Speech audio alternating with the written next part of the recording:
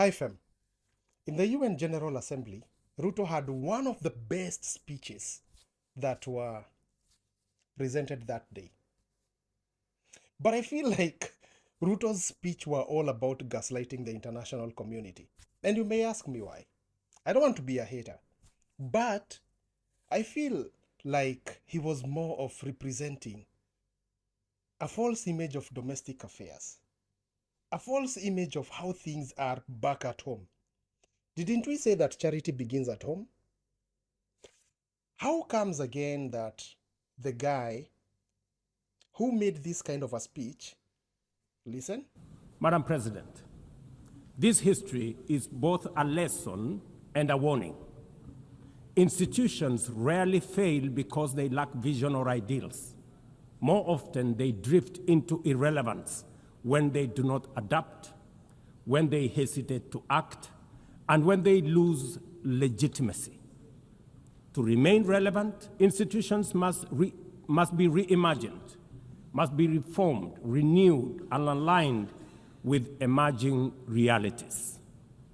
8 decades ago, the founders of the UN sought to correct the failures of the League of Nations by creating a stronger, more inclusive organization anchored in the principles of, and I quote, "We the people of the United Nations, determined to save succeeding generations from the scourge of war," end of quote.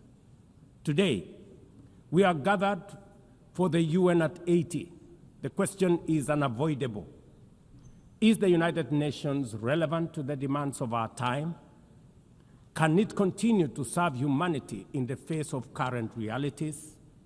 Or has it become a relic of a bygone era? Madam President, Sadly, this has been really common in the global geopolitics. The double standards. The same guy who is on an international forum talking about,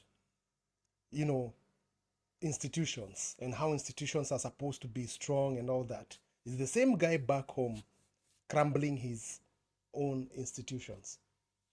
We don't have the judiciary that is independent from the executive. We don't have a parliament, legislature that is independent from the executive. We don't have a police unit or service that is independent away from the executive. Can I continue?